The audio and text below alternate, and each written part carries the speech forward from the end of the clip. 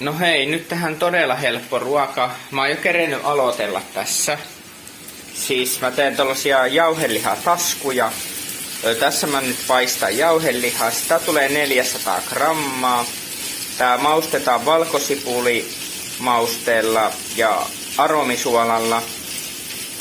Sitten on noita voitaikinoita. Mulla nyt on tällainen 500 gramman paketti, 5 kappaletta. Mä oon puolittanut sen, eli mä oon saanut 10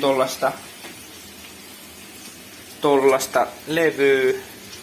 Ja sitten kaulittaa. Tuorejuustoa tulisi tänne täytteeksi, mutta mä nyt improon. Mulla on turkkilaista jogurttia, kun tästä menee päivässä, niin mun pitää käyttää. Mutta tuorejuustoa tosiaan suosittelen. Sit levität sen tuorejuustoon, pistät sipulin. Sitten jauhelihaa tulee tähän, kun tuo paistuu. Ja sitten tulee tästä cheddar-juustoa tulisi oikeesti, mutta mä laitan kermajuustoa, niin mä tosta siivun laitan tonne väliin. Tolta näyttää.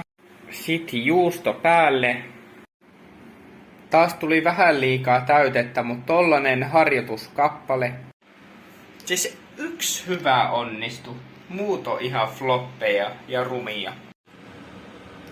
Tämmösiä todella kauniita tuotoksia tuli. Ei meinaa auki pysyä.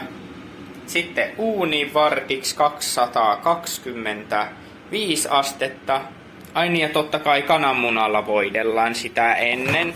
Uuni vartiksi 225 astetta. Katsotaan millainen farssi näistä tulee. Joo.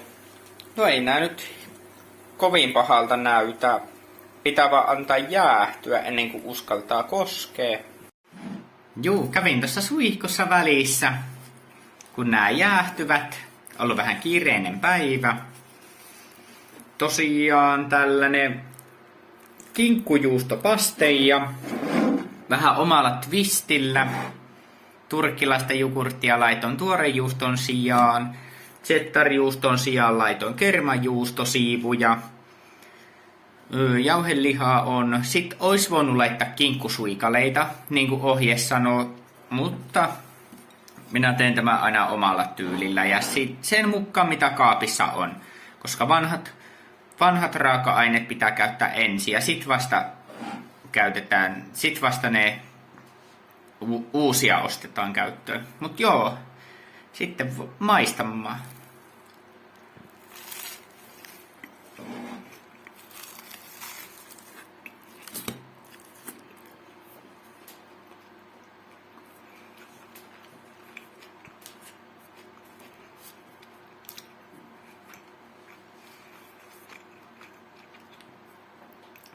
Joo, siis on todella fantastinen. Ja uskaltaisin väittää, että vaikka ulkonäkö ei ole se paras, niin silti mautataan todella mahtava. Ja on tyytyväinen tulokseeni ja nämä voittaa paistopistetuotteet aika kevyesti. Suosittelen kokeilemaan juustopasteja tai kinkkupasteja, kun googlettaa, niin löytyy todella helppoja reseptiä. Tollasen voi taikina ostaa, niin ei tarvi edes leipoa taikinaa.